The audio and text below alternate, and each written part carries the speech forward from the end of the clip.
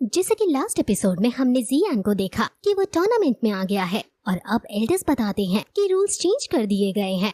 जहां पहले top 20 finalist के बीच नॉकआउट मैचेस हुआ करते थे, अब इनके बीच एक साथ लड़ाई होगी और ये 20 के 20 लोग रिंग में आकर लड़ेंगे। ये सुनकर सभी हैरान हो जाते हैं और अब एक एक करके सभी टॉप 20 फाइनलिस्ट रिंग में आने लगते हैं। बाईशान की फैन फॉलोइंग सबसे ज्यादा थी और फिर तभी आउटर कोर्ट के वाइस प्रेसिडेंट की ग्रैंड डॉटर भी आती है। इसका नाम होजिया है और इसको भी सब काफी पसंद करते हैं। अब जियान और जी जूनियर भी वहाँ जाते हैं। एल्डर कहते हैं कि इस साल हम रोटेटिंग सिस्टम फॉलो नहीं करेंगे। अब ये ब्लडी और बहुत बड़ा गेम होने वाला है। जो भी मैच के लास्ट तक बचेगा वही विनर होगा। सभी को ये रूल्स भी अजीब लगते हैं क्योंकि ये किसी की शक्ति मापने का सही तरीका नहीं है। अब फिर एल्डर कहते हैं कि तुम लोग या तो आपस में ही टीम बना सकते हो या फिर इंडिविजुअली भी लड़ सकते हो, लेकिन तुम्हें रिंग छोड़कर नहीं जाना है। जियान और जी जूनियर एक साथ टीम बना लेते हैं। बाईशान की तरफ भी काफी सारे वॉरियर्स आ जाते हैं और हुजिया भी अपने कई सारे मेंबर्स बना लेती है। इसलिए ये बात जी जूनियर को चिंता में डालने लगती है, लेकिन जियान कहता है कि तुम्हारी पॉपुलैरिटी भी यहाँ कम नहीं है, तुम भी हमारी साइड कई मेंबर्स बुला लो। जिस पर जी जूनियर कहती है कि एक फूल के चारों तरफ कई लोग आ जा सकते हैं, लेकिन जब उस फूल को उसका ओनर मिल जाए तो उस फूल पर सिर्फ उसके ओनर का ही अधिकार रह जाता है। यानी वो ये कहना चाहती थी कि वो अपने और जियान के बीच किसी को नहीं बुलाना चाहती है। जियान खुश हो जाता है और वो दोनों अकेले ही टीम बनाकर लड़ने का डिसाइड करते हैं। जी जूनियर पूछती है कि हम अब फाइट कैसे करेंगे, जिस पर जियान कहता है कि पहले सिचुएशन को एनालाइज करेंगे एंड देन उसके अकॉर्डिंग वर्क करेंगे। अब फिर लड़ाई शुरू हो जाती है और हर दूसरा ग्रुप तीसरे ग्रुप को मारने की कोशिश करने लगता है। बाईशान और उसका ग्रुप काफी ज्यादा शक्तिशाली है। जियाहू का भी ग्रुप बहुत शक्तिशाली है और क्योंकि वो एक सुंदर लड़की है इसलिए उसके ग्रुप में सबसे ज्यादा मेंबर्स हैं।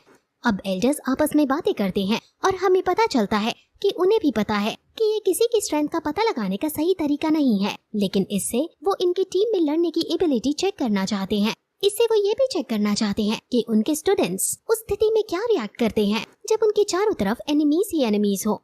अब उन्हें न सिर्फ लड़ाई करनी है बल्कि अपने डर को काबू करके अपने फुल पोटेंशियल को दिखाना है।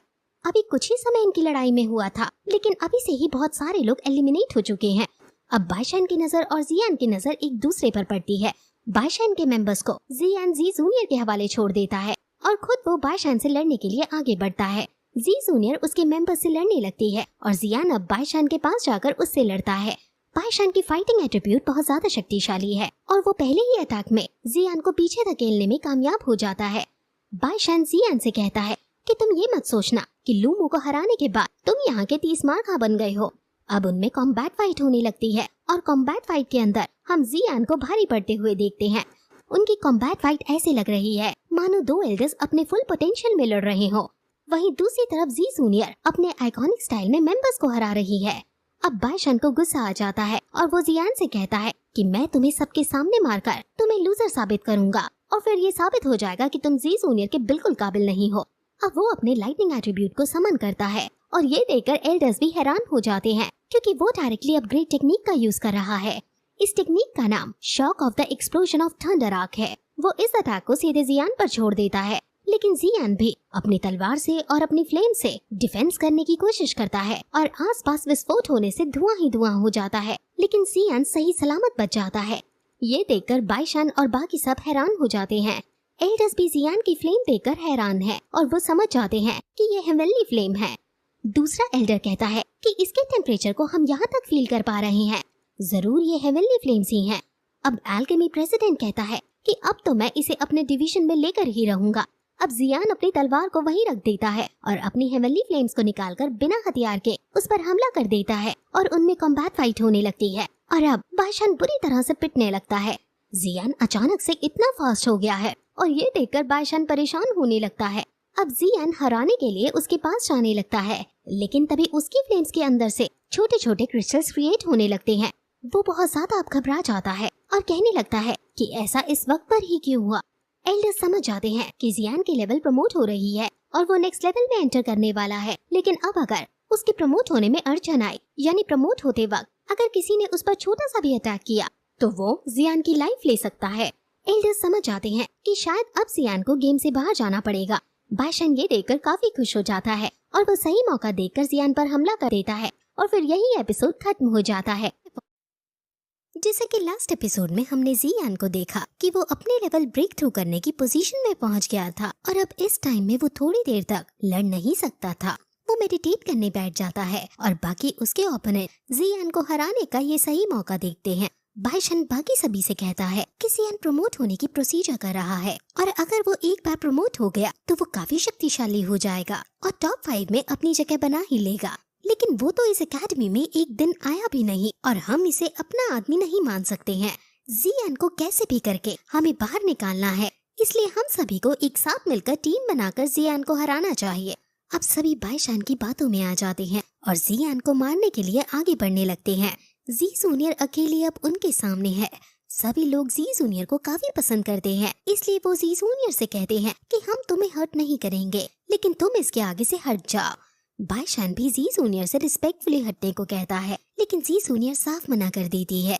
टीचर रॉलिन को ये देखकर काफी गुस्सा आता है क्योंकि 3 लोग जी जूनियर से अकेले लड़ने आ रहे हैं, जो कि अनएथिकल है। जी जूनियर को उन्हें सिर्फ तभी तक रोकना था जब तक जियान मेडिटेट कर रहा है, इसलिए टीचर रॉलिन को जीतने की अभी भी आशा थी। एल्डर्स भी ये देखकर दुखी थे और कह रहे थे कि इन नए रूल्स में कई सारे लूप होल्स हैं और इससे हमें असलियत में पता नहीं लग पाएगा कि कौन टॉप 5 में आना चाहिए। लेकिन अब रूल्स बनने के बाद उन्हें तोड़ा नहीं जा सकता है और एल्डर्स खुद मैच के बीच इंटरफेयर नहीं कर सकते हैं, इसलिए उनके पास देखते रहने के अलावा और कोई चारा नहीं है। अब हर चीज जियान पर ही डिपेंड करेगी। अब बाइशान जल्दी से बाकियों के साथ जियान पर हमला कर देता है, लेकिन जी जूनियर अपनी पूरी शक्ति लगाकर उसे रोकने की कोशिश करती है और यहाँ से हम जी जूनियर की शक्ति का अंदाजा लगा सकते हैं कि वो अकेली ही एकेडमी के सबसे ताकतवर योद्धाओं को रोक पा रही है। जी जूनियर बाकी नॉर्मल वॉरियर्स को तो एक ही बार में दूर पटक देती है, लेकिन ये 3 उसको बराबर की टक्कर दे पा रहे थे, इसलिए जी जूनियर हालांकि उन्हें रोक तो नहीं पा रही है, लेकिन उसे काफी कोशिश करनी पड़ रही है। जी जूनियर अब उन पर हमला भी करने लगती है, लेकिन उनमें सबसे ताकतवर जो कि बाइशन है, उसका अटैक जियान को मारने के चक्कर में जी जूनियर को लगने ही वाला था कि तभी वहाँ वाइस प्रेसिडेंट की ग्रैंड डॉटर जी जूनियर को बचा लेती है और बाइशन को खुद पर कंट्रोल रखने को कहती है। अब जी जूनियर सिंगल हैंडेडली उन सभी पर भारी पड़ने लगती है और अब जी जूनियर गुस्से में आकर उसको मारने के लिए आगे बढ़ती है और कहती है कि अगर आज मैं बाइशन को हरा नहीं पाई तो मैं एकेडमी छोड़ दूंगी। अब वो अपनी पावर्स को समन करती है, जिससे तीनों डरने लगते हैं और पीछे हटने लगते हैं, लेकिन तभी जियान पीछे से उसे रोक लेता है और कहता है कि अब यहाँ से आगे मैं संभाल लूंगा। जियान अब अपनी फ्लेम्स निकालकर आगे बढ़ता है और कहता है कि अगर अब तुम रिंग से सेफ बाहर निकल गए तो ये मेरे लिए शर्म की बात होगी और मैं तुरंत एकेडमी छोड़कर चला जाऊंगा। बाइशन कहता है कि इतना अहंकार ठीक नहीं होता। तुम भले ही अब 6 स्टार फाइटर बन चुके हो, लेकिन हम 3 लोग हैं और तुम अकेले। लगता है तुम सच में आज पिटना ही चाहते हो। अब 3 लोग अपनी फॉर्मेशन लेते हैं और कहते हैं कि तुम्हें हराने के बाद हम जी जूनियर को हर्ट करने के लिए माफी मांग लेंगे, जिस पर जियान अपनी फ्लेम्स निकालकर गुस्से में आकर कहता है कि माफी मांगने के लिए अब काफी देर हो चुकी है। अब वो आसपास अपना ऑरा क्रिएट करता है और सभी ऑडियंस भी उसके ऑरे के प्रेशर से पीछे हटने लगती है। जियान अब आगे बढ़कर फुल स्पीड में उन पर हमला कर देता है और कोई भी उसके हमले से नहीं बच पाता। एल्डर्स समझ जाते हैं कि जियान जरूर कोई सीक्रेट टेक्निक का यूज कर रहा है, जो शॉर्ट टाइम ऑफ स्पैन के लिए उसकी ताकत बढ़ा दे रहा है। ये देखकर सभी हैरान हैं, क्योंकि जियान अकेले ही उनको इतना मार रहा है कि वो खड़े भी नहीं हो पा रहे हैं। जियान कहता है कि जितना तुमने जी जूनियर को इंजरी दी है, उससे दुगनी अब तुम्हें मिलने वाली है। वो फिर अब अपनी दोनों फ्लेम्स को मिक्स करने लगता है और ये देखकर एल्केमी मास्टर हैरान हो जाते हैं और सोचने लगते हैं कि आखिर ये क्या कर रहा है। जियान 2 फ्लेम्स को मिक्स करके उससे बुद्धा लोटस फायर बनाने लगता है। वो तीनों भी अब अपनी अपनी सारी शक्ति समन करके डिफेंस मोड लेते हैं और अब उनकी शक्ति और बुद्धा लोटस फायर एक साथ टकराते हैं, जिससे वहाँ बहुत बड़ा विस्फोट हो जाता है और जमीन भी नीचे धंस जाती है। वहाँ हर तरफ धूल ही धूल हो जाती है और किसी को कुछ नजर नहीं आता कि क्या हुआ। एल्केमी मास्टर कहती हैं कि 2 फ्लेम्स को मिक्स करने के बाद उसकी पार कई गुना बढ़ जाती है। वो तो लास्ट टाइम पर जियान ने अपनी बुद्धा लोटस फायर को कंट्रोल कर लिया, वरना ये तीनों तो वहीं मर जाते। वो तीनों बहुत ज्यादा घायल हो गए हैं, लेकिन उन्हें अपने आसपास जियान नहीं दिख रहा है। बाइशान को लगता है कि वो इतनी ज्यादा एनर्जी प्रोड्यूस करने की वजह से खुद भी घायल हो गया है, लेकिन ग्रैंड डॉटर कहती है कि हमें तुम्हारी सुननी ही नहीं चाहिए थी, हम जियान से नहीं जीत सकते हैं। तीसरा भी कहता है कि जियान हमसे ज्यादा ताकतवर है, लेकिन बाईशान भी चने के झाड़ पर चढ़ा हुआ था और कह रहा था कि ऐसी भी क्या ताकत जो वो खुद भी संभल नहीं पाया और खुद घायल हो गया। अगर वो अब जिंदा भी होगा तो जरूर इतनी शक्ति को यूज करके उसके हाथ पैर टूट गए होंगे। लेकिन तभी वहाँ जियान एकदम सही सलामत आता है और उन तीनों पर हमला कर देता है और इतना बुरा उन्हें मारता है कि वो अब खड़े भी नहीं हो पाते। और अब एल्डर इस मैच को यहीं रोक देता है और इन पांचों को अब टॉप 5 में गिन लिया जाता है। ग्रैंड डॉटर का नाम होजिया है, ब्लड क्लैन से आए हुए आदमी का नाम वो हाओ है। अब जियान को इतना स्ट्रॉन्ग देखकर सभी जियान की जय जयकार करने लगते हैं। बाईशान अब खड़ा होता है और सोचता है कि इस बेइज्जती का बदला मैं जियान से जरूर लूंगा। होजिया भी कहती है कि तुम सच्चे मर्द हो। वो हाओ कहता है कि तुम स्ट्रॉन्ग हो, लेकिन एक दिन मैं तुम्हें सरपास करके रहूंगा। अब शाम को जियान और जी जूनियर नदी किनारे टहलने लगते हैं और वहाँ अपनी सहेलियों के साथ जियान की एक कजन आती है।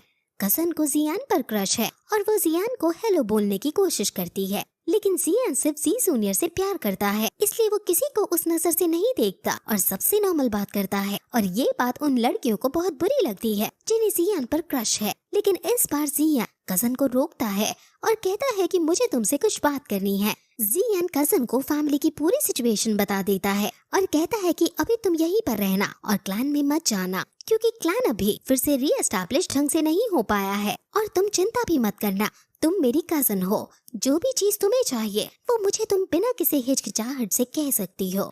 अगर आप सोच रहे हो कि ये कजन है तो क्रश क्यों?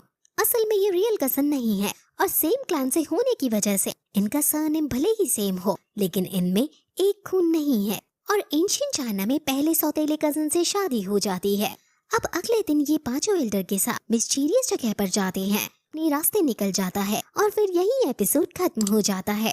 कि लास्ट एपिसोड में हमने देखा कि जियान और बाकी सब जब टॉप 5 में आ गए थे तो एल्डर उन्हें एक खास लाइब्रेरी लेकर गए थे और यहाँ ये अपनी पसंद का कोई ट्रेजर चुन सकते थे। ये एक मिस्टीरियस जगह है और यहाँ आते ही फ्लोर पर एक फ्लेम आ जाती है और इन सभी को उड़ने की पावर मिल जाती है। ये सभी हवा में उड़ने लगते हैं और फिर एक आवाज इनका स्वागत करते हुए कहती है कि तुम यहाँ से कोई भी रिवॉर्ड चुन सकते हो, लेकिन जो तुम चुनोगे उसे सिर्फ तुम ही यूज कर सकोगे। हर एक जन केवल एक ही खजाना ले सकता है और टाइम लिमिटेड है। जब तक ये फ्लेम ग्लो हो रही है तब तक का ही तुम्हारे पास समय है। जब र्यून फॉरेन आर्मी की ये फ्लेम बुझ जाएगी तब टाइम खत्म हो जाएगा। अब सब जल्दी से यहाँ वहाँ खजाना ढूंढने लगते हैं और वहाँ कई सारे एनर्जी शील्ड बॉल्स आ जाते हैं जिनके अंदर कई अलग अलग तरह के खजाने हैं। जी जूनियर को सबसे पहले एनर्जी शील्ड बॉल के अंदर ज़ुआजी एडवांस एक्सरसाइज पर्पल थंडर क्रिस्टानियम का स्क्रोल दिखाई देता है। हालांकि ये टेक्निक अच्छी है, लेकिन जी जूनियर को ये नहीं चाहिए। अब बाकी लोग भी अपने लिए ट्रेजर ढूंढने लगते हैं और बाईशान को एक एनर्जी बॉल दिखती है और वो उसके अंदर हाथ देकर इसे लेने की कोशिश करने लगता है, लेकिन इसके आसपास प्रोटेक्टिव बैरियर इतना स्ट्रॉन्ग था कि वो बाईशान पर ही बैकफायर हो जाता है और बाईशान दूर जाकर गिरता है। जियान समझ जाता है कि जितना वैल्यूएबल ट्रेजर होगा उतना स्ट्रॉन्ग ही उसके चारों तरफ प्रोटेक्टिव बैरियर होगी। वो जी जूनियर से कहता है कि अब हमें भी स्प्लिट होकर ट्रेजर ढूंढना चाहिए और जल्दी करनी चाहिए। वो दोनों अलग होकर अब ट्रेजर ढूंढने लगते हैं, लेकिन जियान ऑब्जर्व करता है कि हर एनर्जी बॉल के आसपास एनर्जी फ्लक्चुएशन है और हर एक फ्लक्चुएशन अलग है। वो समझ जाता है कि उसे कैसे अपने लिए 20 ट्रेजर ढूंढना है। वो मेडिटेट करने लगता है और जिसका फ्लक्चुएशन उसे सुटेबल लगता है उसको वो ट्रेस करने लगता है। उसको एक ट्रेजर दिखता है और तुरंत वो उसके पीछे जाने लगता है। बाईशान भी समझ जाता है कि जियान को कुछ बढ़िया दिखा है और वो भी उसी ट्रेजर के पीछे पड़ जाता है और दोनों उस ट्रेजर को पकड़ने के लिए रेस लगाने लगते हैं, जिसमें जियान जीत जाता है और उस ट्रेजर को ले लेता है। ये ट्रेजर जियो शोंग फैंग हाओ है। जियान इसके बैरियर को तोड़ने लगता है। उसे काफी ज्यादा दिक्कत होने लगती है और बाईशान उसका मजाक उड़ाते हुए कहता है कि क्या फायदा अगर तुम इसे तोड़ ही नहीं पाओगे। लेकिन जियान काफी कोशिश करके इसे तोड़ ही देता है और फिर एपिसोड खत्म हो जाता है।